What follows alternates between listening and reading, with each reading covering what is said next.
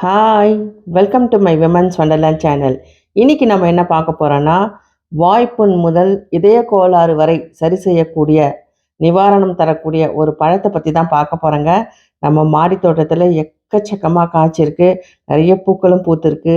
அது என்ன மரம்ன்றத பார்க்கலாம் வாங்க. அது வேற எந்த மரமும் இல்ல. நம்மளோட சப்போட்டா தான்.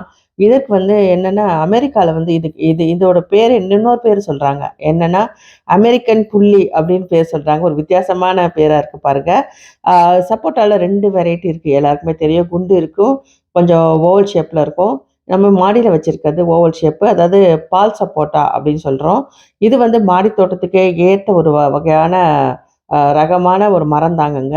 இந்த சப்போட்டா வந்து நம்ம மாடி தோட்டத்துல வச்சா நல்லா சூப்பரா வளரும். இங்க பாருங்க எவ்வளோ எக்கச்சக்கமான பூக்கள், பிஞ்சுகள், அப்புறம் காய்கள் எல்லாமே வந்திருக்கு இந்த சப்போட்டால. இந்த சப்போட்டால சுவை மட்டும் இல்லங்க, இதுல பல மருத்துவ குணங்கள் இருக்கு. அத பத்தி நம்ம தெரிஞ்சுக்கலாம்.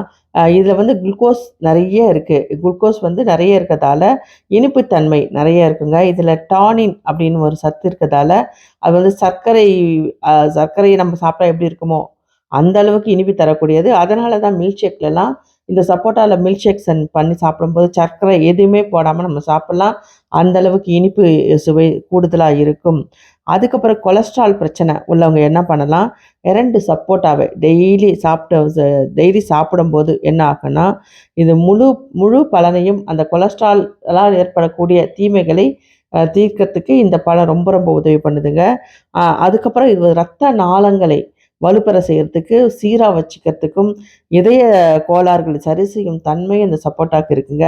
சுவை மட்டும் இல்ல, எவ்வளோ மருத்துவ குணங்கள் இருக்கு பாருங்க இந்த சப்போட்டால. அதுக்கப்புறம் டிபி சொல்றேன்.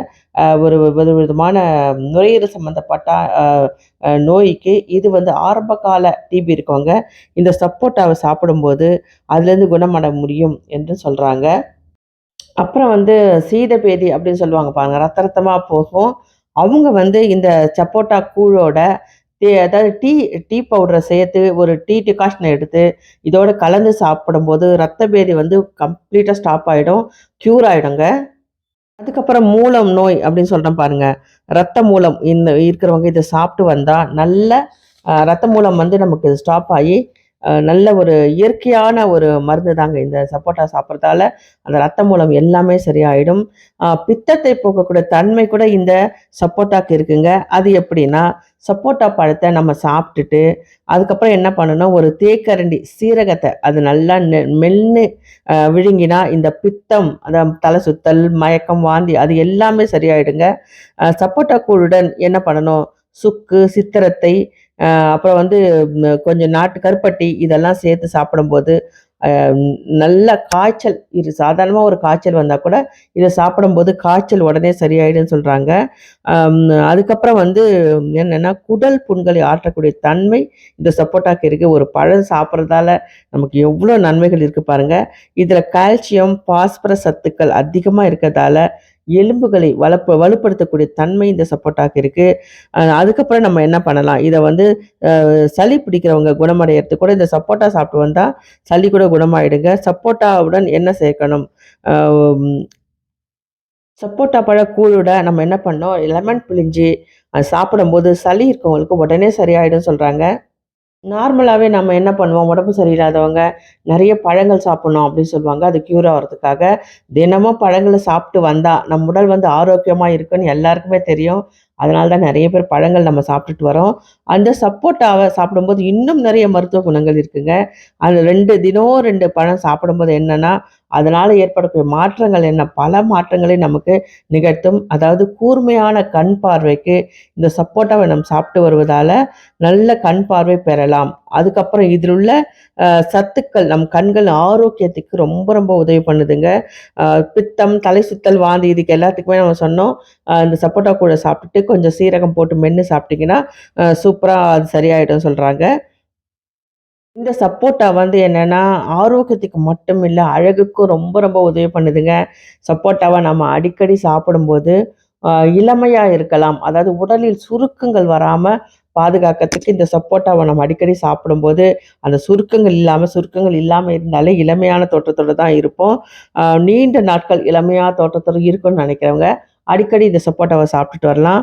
அப்புறம் வந்து சப்போட்டா வந்து ஸ்கின்னுக்கு மட்டும் இல்லைங்க, நம்மளுடைய தலைமுடி ஆரோக்கியத்துக்கு ரொம்ப ரொம்ப உதவி பண்ணுது. சப்போட்டா விதையிலேருந்து எடுக்கக்கூடிய எண்ணெய் வந்து நம்ம வந்து தலைமுடிய வந்து என்ன பண்ணுதுன்னா, சுருள் சுருளா இருக்கும் பாருங்க தலைமுடி. அவங்கலாம் வந்து ஸ்ட்ரெய்ட்டா ஆவறதுக்கு இந்த எண்ணெய் ரொம்ப ரொம்ப உதவி பண்ணுங்க. இது எல்லாருமே நம்ம பயன்படுத்தி பார்க்கலாம். இந்த எண்ணெயில பல சத்துக்கள் இருக்கு.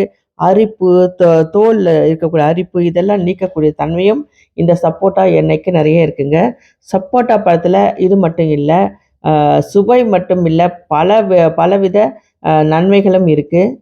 இந்த சப்போட்டா பழத்த எப்படி சாப்பிடணும்? நல்லா பழுத்த பழமா தான் சாப்பிடணுங்க.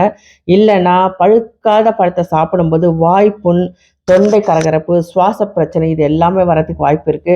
அதனால நல்லா பழுக்க வச்சு சாப்பிடணும். நம்ம மாடி தோட்டத்தில எக்கச்சக்கமா காய்ச்சிருக்கு பாருங்க. ஒரு செட் ஆஃப் வ வ வ இது வந்து காய்கள் வர ஆரம்பிச்சிருச்சு. அடுத்தது நெறைய பூக்கள் வர ஆரம்பிச்சிருக்கு. அடுத்த செட் ஆஃப் காய்கள் வரும். இந்த காய்கள் நம்ம பறிச்ச பிறகு, அடுத்த செட் ஆஃப் காய்கள் நமக்கு ரெடி ஆயிடுங்க. இது வந்து ஆல் டைம் மேங்கோ மாரி தான். எப்பவுமே இதில காய்கள் இருந்துட்டே இருக்கும். என்னுடைய ஃபேவரட்டான மரம் நான் அடிக்கடி சொல்லியிருக்கேன். ஏன்னா முதல்ல மாடி தோட்டத்தில மரம்னு வச்சது இந்த சப்போட்டா தாங்க. இன்னும் சூப்பரா வளர்ந்துட்டுருக்கு. இது வந்து நமக்கு ம ச மாடி தோட்டத்தில வைக்கிற ரகம் தான் இது. நீங்க போய் நர்சரியில கேட்டீங்கன்னாவே தெரியும். இங்க பாருங்க ட்ரம் சைஸ் கூட ஒரு பெரிய ட்ரம் வாங்கி 2ஆ கட் பண்ணி அதில தான் வச்சிருக்கேன். எக்கச்சக்கமா அடிபாகத்தில கூட எக்கச்சக்கமான காய்கள் காய்ச்சிருக்கு பாருங்க. இன்னும் இது வந்து ஒரு 20 நாள் கழிச்சு நம்ம எடுத்து நம்ம வந்து மோஸ்ட்லி நான் வந்து அதில பழுத்த பிறகு தான் எடுத்து சாப்பிடுவேன். சில டைம் அணில்கள் ரொம்ப சாப்பிட்டு போயிடும். அத எடுத்து பறிச்சு வச்சீங்கனாவே 2டே நாள்ல நல்லா பழுத்துரும். இந்த சப்போட்டா பழம் எப்படி பழுக்கிறதுன்னு கூட ஒரு வீடியோல சொல்லியிருக்கேன். பழுக்க வைக்கிறது எப்படின்னா, அத எடுத்து போய் நல்லா அந்த பாலெல்லாம் இருக்கும்போது மண்ணுல வச்சு கொஞ்ச நேரம் வச்சுருந்தேங்க. வச்சுட்டு எடுத்துட்டு போயிட்டு ஒரு பேப்பர்ல நல்லா சுத்தி வச்சீங்கன்னா, அந்த 2 நாள்ல அந்த பழம் வந்து பழுத்துடும். சுவை கொஞ்சம் கூட மாறாது. நம்ம மாடி தோட்டத்தில ஆர்கானிக்கா இருக்கிறதால, இது சுவையில கொஞ்சம் கூட காம்ப்ரமைஸ் கிடையாதுங்க.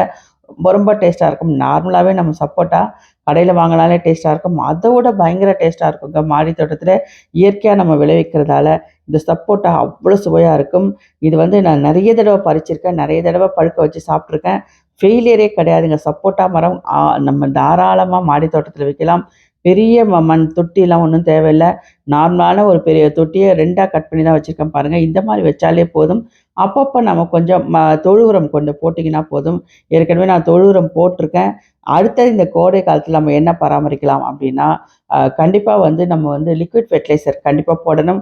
ஃபெர்டிலைசர்ன்னு சொல்ல முடியாது. அதுக்கு ஒரு ஜூஸ் மாரி நம்ம குடுக்கணுங்க. நாம குடிக்கிற ஜூஸ் மாரி தான் இந்த சப்போட்டாக்கு எல்லா மரங்களுக்குமே ஜூஸ் குடுக்கலாம். நான் மீன் அமிலம் பக்காவா ரெடி பண்ணி வச்சிருக்கேன். இப்ப அத தான் நான் வந்து இன்னும் ஒரு நெக்ஸ்ட் வீக்ல குடுப்பேன். எல்லாத்தையும் கலந்து மரங்களுக்கு மட்டும் முதல்ல குடுப்பேன். நல்லா காய்ச்சி தொங்கிட்டு இருக்க சப்போட்டா மரக்கு நம்ம கொஞ்சம் நெறையவே குடுக்கணுங்க. இன்னும் நல்ல காய்கள் பெருசா வரத்துக்கும், சுவை கூடுதலா கிடைக்கிறதுக்கும் இந்த மீன் அமிலத்த நம்ம கொஞ்சம் தெளிச்சு விட்டீங்கன்னா சூப்பரா இருக்கும். எப்படின்னா 1 லிட்டருக்கு 30 எம்எல் மரங்களுக்கு எப்பவுமே கொஞ்சம் ஜாஸ்தியா தான் தெளிக்கணும். 1 லிட்டருக்கு 30 எம்எல் மீன் அமிலத்த நம்ம அடுத்த வாரம் வந்து இதுக்கு வந்து நம்ம ஜூஸ் குடுக்க போறோம். குடுத்தீங்கன்னா, இன்னும் கொஞ்சம் நல்ல காய்கள் பெருசா நமக்கு கிடைக்கும். இந்த வீடியோ உங்களுக்கு பிடிச்சிருந்தா லைக் பண்ணுங்க, ஷேர் பண்ணுங்க.